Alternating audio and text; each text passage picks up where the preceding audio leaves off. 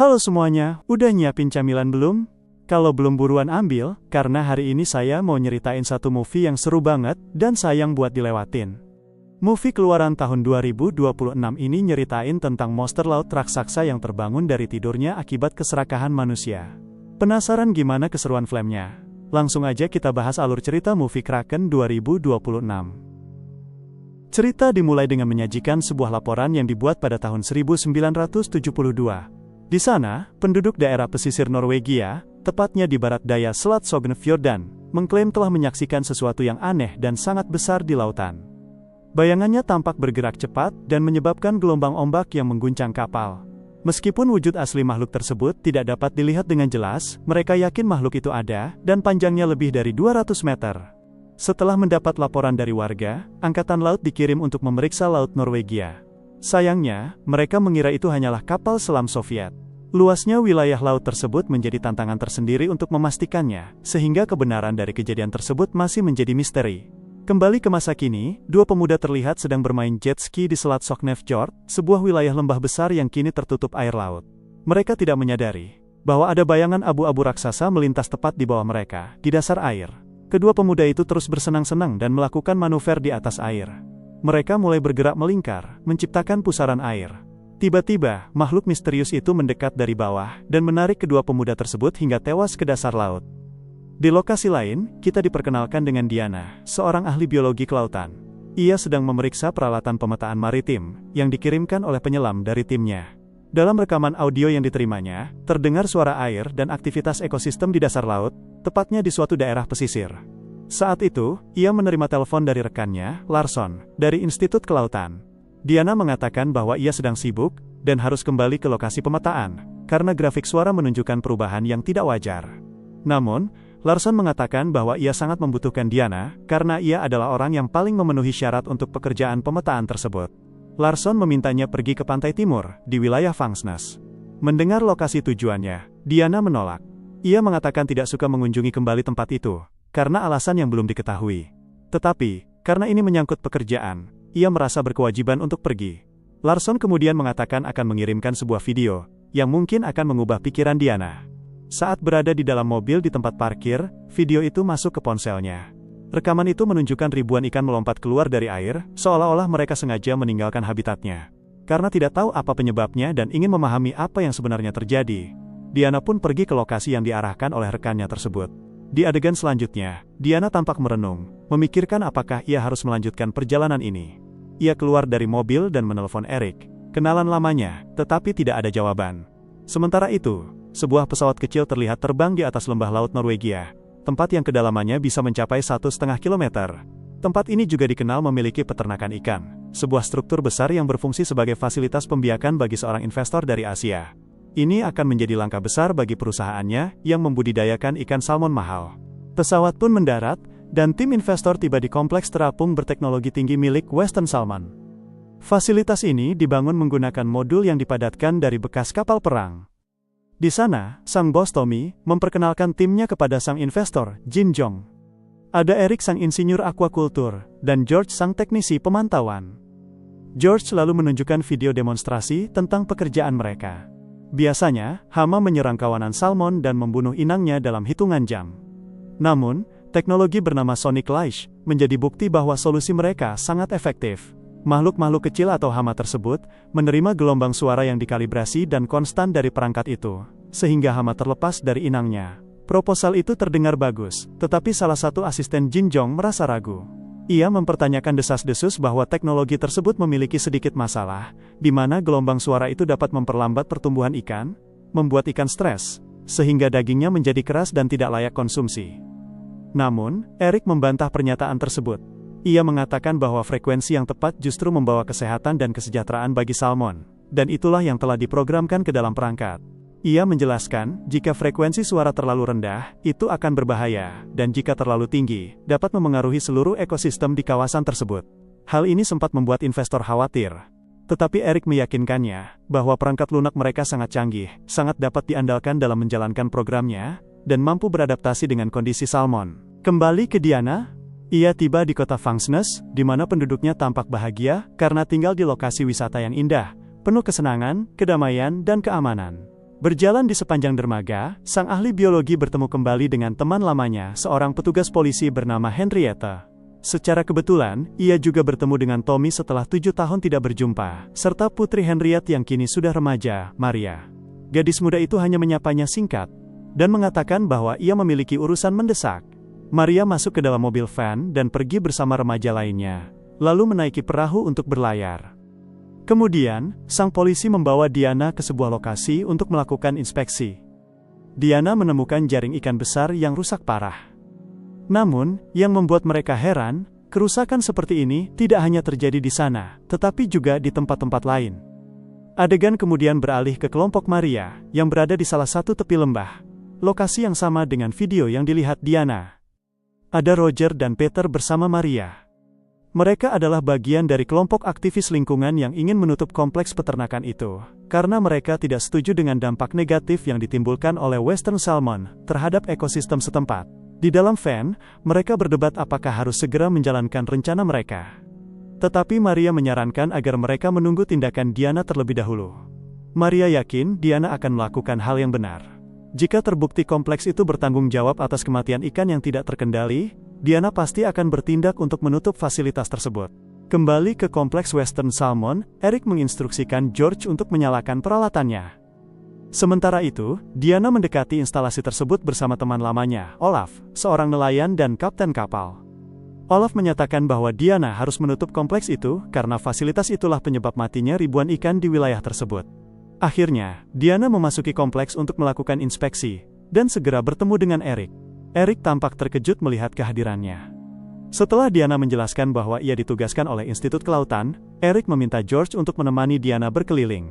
Terlihat jelas bahwa Diana dan Eric memiliki, atau pernah memiliki hubungan yang dekat, namun sesuatu telah memisahkan mereka, membuat pertemuan itu terasa canggung. George mempresentasikan kompleks itu dan menyatakan bahwa instalasi tersebut tidak bisa tenggelam, karena dibangun menggunakan bagian-bagian dari kapal perang dengan ketebalan 40 mm. Diana kemudian diantar ke kamarnya untuk bermalam. Keesokan harinya, ia dibawa dengan perahu untuk melakukan inspeksi dan mendengarkan suara-suara dari kedalaman laut. Eric menemaninya, dan mereka sempat berbincang singkat.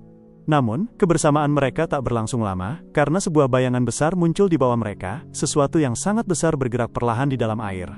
Walaupun begitu, mereka hanya mengira itu adalah kawanan ikan yang besar. Di tempat lain, di jalan raya dekat laut, ratusan kepiting muncul dari dalam air, seolah-olah sedang melarikan diri dari sesuatu. Beberapa jam kemudian, Diana terlihat mengunjungi rumah Tommy. Ia mengobrol dengan Maria, yang tampak senang ketika Diana memujinya atas perahu yang ia terima sebagai hadiah dari ayahnya. Mereka kemudian membicarakan rekaman video milik Maria. Gadis itu bertanya, apa tujuan Diana datang ke sana? Maria yakin bahwa matinya ikan-ikan itu adalah kesalahan kompleks peternakan, dan berharap Diana akan berusaha keras untuk menutupnya. Meskipun Maria memohon, sang ahli biologi menjelaskan bahwa ia hanya bertugas membuat laporan, dan keputusan akhir mengenai nasib fasilitas itu berada di tangan orang lain. Jawaban ini membuat Maria frustrasi dan meragukan tindakan Diana. Kembali ke kompleks, Diana memeriksa data tim mengenai salmon, dan menemukan bahwa kematian terus terjadi secara konstan. Hal ini tidak bisa dikaitkan dengan hama, karena jumlah hama justru sedang menurun. Ia kemudian meminta data dari peralatan Sonic Lice, yang membuat George merasa cemas. Selanjutnya, Diana pergi untuk memeriksa kandang-kandang ikan di lokasi bawah air. Di tempat lain, Tommy sedang memberikan presentasi kepada investor baru. Tiba-tiba, Eric meneleponnya, mengatakan bahwa Diana sedang melakukan inspeksi, dan ia khawatir Diana akan menemukan sesuatu yang buruk. Tommy memintanya untuk menangani masalah apapun yang muncul, lalu menutup telepon. Tommy kembali fokus pada para investor, dan merasa senang ketika Jin Jong menunjukkan ketertarikan untuk membangun lebih banyak kompleks di sepanjang Selat Laut Norwegia. Sementara itu, Diana terus memeriksa salmon, dengan Eric yang terus mengawasinya dengan cemas. Saat menganalisis data Sonic Lice, Diana mengamati dampak frekuensi suara terhadap jantung ikan. Ia menemukan bahwa di atas batas tertentu, organ tersebut akan kolaps dan meledak. Fakta ini membuatnya mulai menyadari akar masalahnya. Jauh di bawah air, sesuatu menabrak peralatan dengan sangat cepat dan disengaja. Alarm peringatan pun masuk ke sistem pemantauan George. Ia segera memberitahu Eric bahwa ia akan memeriksa perangkat tersebut. Diana yang berada di dekatnya ikut membantu. Pada saat itu, suara ketukan dari dasar kompleks menarik perhatian mereka, tetapi mereka belum menganggapnya sebagai sebuah ancaman. Ketika Eric memeriksa bagian dalam peralatan, ia menemukan sesuatu yang organik dan tidak mereka kenali. Diana segera membawanya ke laboratorium untuk diteliti. Ia menemukan bahwa itu adalah spesies tak dikenal, yang memiliki karakteristik organisme laut dalam dan mengeluarkan lendir berpendar.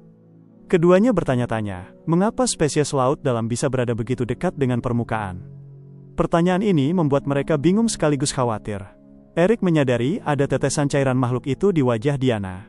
Diana pun segera membersihkannya karena takut terkena infeksi.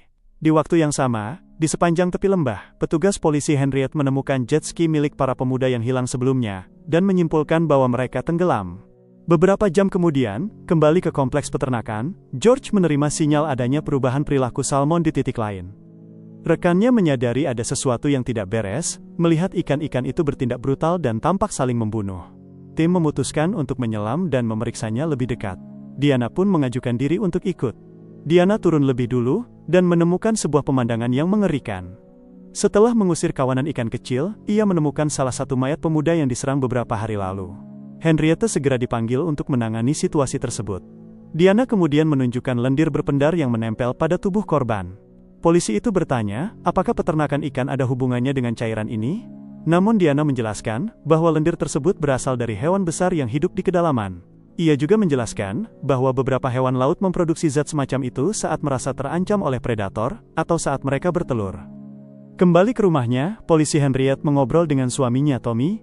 Tommy mengabarkan bahwa para investor menerima proposal mereka dan mengonfirmasi partisipasi dalam proyek tersebut yang akan memperbesar Western Salmon hingga 10 kali lipat. Malam tiba, dan aktivitas di kompleks tidak berhenti. Ketika Eric mendengar suara keras dari luar, ia pergi untuk memeriksa, dan melihat ikan-ikan di dalam salah satu kandang tampak sangat gelisah. Di dalam kamarnya, Diana terlihat tidak bisa tidur. Ia terkejut ketika menemukan organisme aneh merayap di perutnya. Ia segera melompat dari tempat tidur, namun akhirnya sadar bahwa itu hanyalah halusinasi. Keesokan harinya, di tepi lembah lurus, sekelompok pendayung kano sedang berlatih. Mereka tidak menyadari bahwa beberapa tentakel raksasa mulai muncul di dekat permukaan air. Tiba-tiba, saat salah satu peserta mencoba melakukan manuver di bawah air, ia dan kanonya ditarik ke kedalaman. Teman-temannya awalnya bingung, namun segera sadar bahwa itu adalah sebuah serangan. Kemudian, sebuah tentakel kolosal, mirip tentakel gurita raksasa, menyerang para pendayung kano lainnya. Beberapa menit kemudian, air kembali tenang seolah tidak pernah terjadi apa-apa. Jauh dari lokasi tersebut, Diana terus mendengarkan suara-suara dari dasar perairan. Tiba-tiba, suara rendah seperti auman bergema di headphone-nya. Melihat dari pelampung mana suara itu berasal, Diana mendatangi lokasi tersebut dan mengambil perangkatnya untuk diperiksa. Merasa bingung dengan suara itu, ia menanyai teman lamanya, Olaf, tentang rumor yang pernah Olaf ceritakan saat masih kecil. Olaf bercerita bahwa ia pernah melihat melalui kabut di selat, air bergerak seolah-olah ada sesuatu yang mengaduknya dari bawah. Di balik kabut, ia hanya melihat bayangan besar yang sulit dideskripsikan, yang kemudian menghilang begitu saja. Mendengar hal itu, Diana menjadi semakin penasaran, bertanya-tanya, apakah ia harus mulai mempercayai keberadaan makhluk raksasa tersebut. Di dekat dermaga kota, polisi Henriette kembali mendapat panggilan darurat. Sesampainya di lokasi, ia melihat kano-kano terlempar ke tepi pantai, dan tragisnya, di salah satu kano terdapat separuh tubuh manusia. Kasus ini sangat membingungkan dan mengejutkan bagi Henriette. Namun, ia juga memperhatikan adanya bekas luka berbentuk lingkaran hisap pada kano-kano tersebut. Di titik lain, sebuah kapal wisata turis hampir mengalami kecelakaan ketika menabrak sesuatu yang besar, yang tampak seperti batu karang, yang tiba-tiba muncul dari dalam air. Namun anehnya, benda itu terlihat hidup, dan tampak sedang berusaha membersihkan parasit dari tubuhnya. Kembali ke kompleks, Diana menyadari bahwa frekuensi suara alat tersebut ternyata bisa mencapai kedalaman maksimum lembah. Ia memberitahu Eric bahwa sangat tidak aman untuk terus menggunakan perangkat itu. Diana mengatakan bahwa frekuensi yang dipancarkan terdengar hingga radius 2 km dari lokasi mereka. Bagi Eric, hal itu mustahil, karena ia yakin telah memprogram perangkat tersebut dengan pemblokir sinyal agar hanya memancarkan frekuensi rendah di area peternakan saja. Namun, Diana menegaskan bahwa perangkat Eric bermasalah dan sedang merusak ekosistem. Bingung dan penasaran dengan kebenarannya, Eric bergegas ke kabin pemantauan dan meminta George memeriksa datanya. Ia kemudian menelepon bosnya, Tommy, dan melabraknya karena telah mematikan pemblokir sinyal Sonic Lies. Eric menegaskan bahwa seluruh lembah dan ekosistemnya bisa hancur karena tindakan bodoh itu.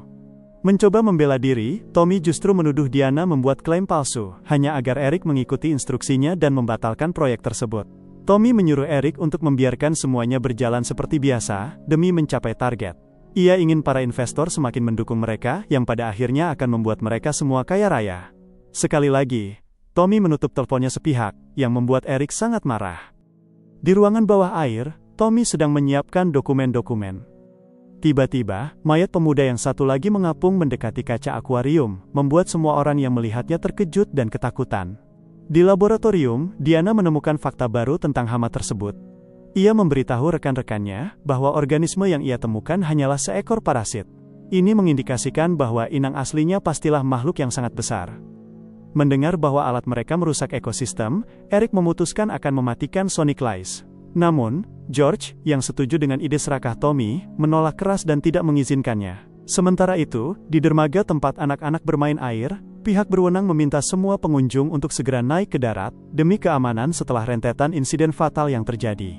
Tommy tiba di fasilitasnya dan langsung dihadang oleh Diana. Diana dengan tegas menyatakan bahwa frekuensi Sonic Lice telah mengganggu seluruh ekosistem di wilayah tersebut. Efeknya tidak hanya memengaruhi hewan di dekat permukaan, tetapi juga mencapai batas kedalaman laut. Namun, meski telah ditunjukkan bukti kerusakan yang disebabkan oleh peralatan suaranya, Tommy dengan keras kepala menolak untuk menonaktifkan mesin pencetak uangnya itu. Sementara perdebatan terjadi, tanpa disadari, kelompok Maria yang dilengkapi dengan pakaian selam, diam-diam mendekati kandang ikan. Misi mereka adalah menghancurkan peralatan Sonic Lice secara langsung. Peter bersiap dan menyelam sementara yang lain menunggu di atas. Di dalam air, Peter mencoba memutus kabel-kabel mesin. Namun tiba-tiba, seekor parasit raksasa muncul dan menyerangnya. Peter dengan panik muncul ke permukaan, meminta tolong kepada teman-temannya. Namun nahas, air di sekitarnya seketika berubah menjadi merah, dan ia diseret ke dasar laut. Maria menjerit minta tolong. Dari kejauhan, Eric yang mengamati melalui teropong, menyadari bahwa ada penyusup di dekat mereka. Menyadari bahwa itu adalah putrinya, Maria, Tommy segera berlari untuk menyelamatkannya. Pada momen krusial itu, sesuatu menghantam keras bagian dasar kompleks peternakan. Orang-orang dewasa bergegas menyelamatkan para remaja yang sedang histeris, setelah menyaksikan kejadian mengerikan tadi. Benturan demi benturan terus terjadi.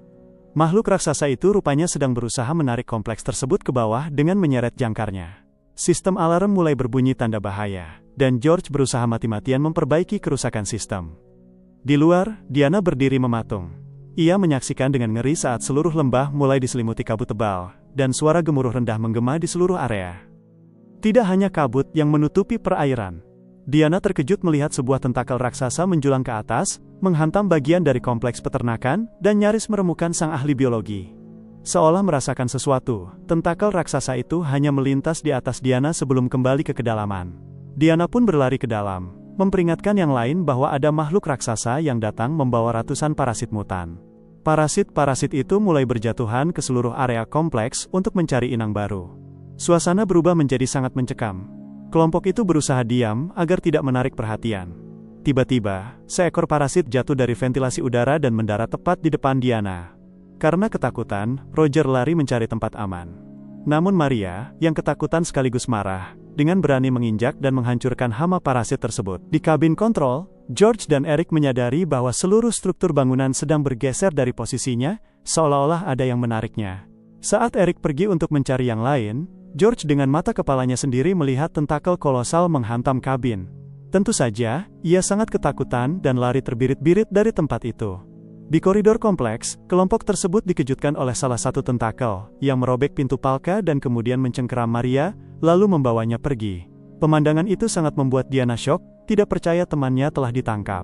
Namun, mereka tidak punya waktu untuk melakukan upaya penyelamatan, karena semakin banyak tentakel yang mengepung dan masuk ke dalam instalasi, mencari lebih banyak korban. Tim berhasil melarikan diri ke kompartemen lain, sementara Tommy terus berteriak memanggil putrinya.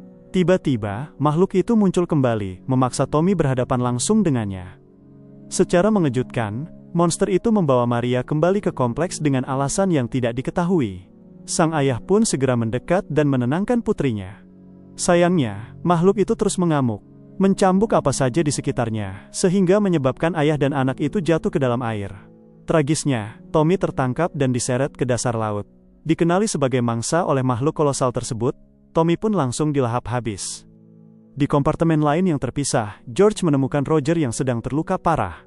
Saat ia mendekat, ia menyadari dengan ngeri bahwa pemuda itu sedang digunakan sebagai inang oleh sebuah parasit, yang perlahan-lahan menggerogotinya hingga mati. Ketakutan, George mencoba mundur perlahan. Namun, hama tersebut menyadari kehadirannya dan mulai mendekat. George berhasil membalikkan parasit itu. Tetapi, saat ia mendekat untuk melihat bentuk monsternya, makhluk itu menyemprotkan cairan lendir gelap tepat ke wajahnya. George menjerit kesakitan. Teriakannya justru menarik perhatian monster raksasa utama. Menggunakan tentakelnya, sang monster meraih kontainer kecil tempat George berada, dan menyeretnya ke dasar lembah yang gelap. Kembali ke Diana, kini, ia terkepung oleh salah satu lengan raksasa makhluk itu, dan terpaksa merangkak masuk ke dalam saluran udara. Namun, seolah bisa melacak mangsanya dengan alat hisapnya, tentakel itu terus mengikuti sang ahli biologi. Beruntung, Diana berhasil masuk ke kompartemen lain, dan membebaskan dirinya untuk sementara waktu. Tidak butuh waktu lama bagi makhluk itu untuk kembali mendekat, menggunakan tentakel hidupnya untuk meraba-raba mencari mangsa. Diana mencoba bergerak menjauh perlahan-lahan, namun gerakannya justru memancing perhatian sang monster. Sesuatu yang menyerupai lidah besar menyentuh mantel Diana, memaksanya untuk melepaskan mantel tersebut. Namun, itu belum cukup untuk memuaskan sang monster, yang dengan cepat melilit leher Diana kembali. Pada saat kritis itu, Eric datang diam-diam dengan membawa sebuah kapa untuk menyelamatkan rekannya. Menyadari bahwa kapa kecil tidak akan memberikan kerusakan, berarti pada monster sebesar itu, Diana memberi isyarat agar temannya tidak menyerang. Meskipun begitu, karena khawatir dengan keselamatan Diana, Eric mundur selangkah dan menyalakan mesin perahu. Suara bising mesin itu berhasil menarik perhatian si makhluk. Saat mencoba menyerang mesin perahu, makhluk itu justru kehilangan sebagian tentakelnya karena terkena baling-baling. Sementara itu, di tempat lain, polisi Henriette yang sedang menyisir area lembah menemukan sebuah kapal pribadi. Namun, kapal itu dalam keadaan kosong dengan bercak darah di mana-mana, dan seekor parasit raksasa yang kemudian meluncur kembali ke air. Di saat yang sama, di akuarium bawah air sebuah fasilitas, seorang petugas kebersihan sedang merapikan tempat tersebut ketika ia mendengar sesuatu menabrak kaca. Ia terkejut melihat salah satu parasit mengerikan itu menempel di sana. Hama tersebut memecahkan kaca besar, menyebabkan air membanjiri ruangan tersebut. Kembali ke kompleks peternakan, makhluk mirip gurita raksasa itu sedang menghancurkan seluruh fasilitas dengan kekuatan monsternya. Di dalam kabin kontrol yang tersisa, Diana dan Eric mendengar sistem komputer meminta agar frekuensi sonic light dikurangi. Namun, lucunya, sang pengembang perangkat itu sendiri, Eric, tidak mampu menghentikan mesinnya. Sebagai solusi terakhir yang nekat, Diana menggunakan kapaknya untuk menghancurkan panel kontrol. Secara tak terduga, hal itu membuat serangan sang monster berhenti sejenak. Keduanya mengamati area sekitar yang hancur berantakan, dan melihat Maria tergeletak tak sadarkan diri di dekat air. Diana segera berlari untuk menyelamatkannya, sementara Eric menembakkan suar ke udara. Sinyal cahaya terang itu terlihat oleh polisi Henriette dari kejauhan. Di bawah cahaya terang suar, kelompok yang tersisa di kompleks itu, akhirnya bisa melihat dengan jelas betapa luar biasa besarnya ukuran makhluk laut tersebut. Monster itu masih menunjukkan sifat agresifnya sebelum kembali menyelam ke kedalaman. Namun, Diana tahu betul, momen yang lebih kacau dan merusak pasti akan segera datang. Ia menoleh ke arah Eric, memintanya untuk memprogram ulang sisa perangkat sonic light yang ada. Mengetahui bahaya dari frekuensi tinggi yang dipancarkan alat itu, Diana merencanakan sesuatu yang gila. Ia berasumsi bahwa beban frekuensi yang berlebih akan mengubah perangkat itu menjadi bom waktu, yang mampu menghancurkan kompleks, tetapi itu juga satu-satunya cara yang diperlukan untuk menghentikan sang monster. Tiba-tiba, seekor parasit merayap mendekati Maria yang sedang terbaring lemah. Maria sama sekali tidak punya tenaga untuk melawan. Namun, Dewi Fortuna masih berpihak padanya. Sang ibu, Henriette, tiba-tiba mendobrak pintu dan menembak mati hama laut tersebut. Menjalankan rencana terakhirnya, Diana meminta Eric untuk meletakkan alat yang sudah dimodifikasi itu ke dalam perahu. Tanpa persetujuan Eric, sang ahli biologi menjauh dari instalasi, mengarahkan perahu ke area lembah yang luas. Ia mengaktifkan frekuensi suara alat tersebut, lalu melemparkannya ke dasar air untuk memancing perhatian sang monster. Pagi mulai menjelang, namun kabut masih menutupi perairan lembah. Tiba-tiba, makhluk raksasa itu muncul dari dalam air, menabrak perahu dengan keras, dan membuat Diana terpental ke lautan. Sebuah tentakel raksasa mencengkeram tubuhnya. Dengan sisa tenaga dan kepasrahan, Diana hanya bisa mengagumi makhluk yang sangat menakjubkan, namun mematikan tersebut. Tak lama kemudian, perangkat yang diprogram ulang itu mencapai batas maksimal frekuensinya. Beban berlebih itu memicu gelombang suara yang sangat dahsyat, menggetarkan perairan, dan secara brutal menghancurkan jantung monster itu dari dalam sama persis seperti yang terjadi pada jantung ikan-ikan salmon sebelumnya. Monster itu pun mati seketika. Sayangnya, oksigen Diana mulai habis, dan tenaganya untuk berenang ke permukaan telah sirna. Beberapa menit kemudian, Eric, Maria dan Henrietta mendekati lokasi tersebut menggunakan kapal untuk mencari teman mereka. Tiba-tiba, dari balik kabut, terdengar panggilan dari Olaf. Ia menunjukkan bahwa ia berhasil menyelamatkan Diana dari dalam air. Sayangnya, reuni itu berubah menjadi duka yang mendalam. Sang ahli biologi kelautan yang tangguh itu tidak selamat dari insiden tersebut. Diana mengorbankan nyawanya demi menyelesaikan misi penyelamatan, yang pada akhirnya menyelamatkan seluruh wilayah pesisir itu dari kehancuran.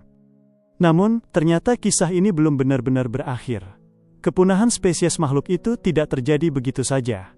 Jauh di suatu tempat di kedalaman laut Norwegia yang gelap, monster itu ternyata telah meninggalkan salah satu telurnya, yang siap menetas, dan akan segera membawa teror yang baru di masa depan. Nah, itu dia teman-teman pembahasan alur cerita Kraken 2026 kali ini. Semoga kalian terhibur dan enjoy ya. Kalau kalian ada pendapat tentang ceritanya, atau mau request judul lain buat dibahas selanjutnya, langsung aja tulis di kolom komentar. Jangan lupa klik like dan subscribe. Terima kasih sudah menonton sampai habis, dan sampai jumpa di video selanjutnya.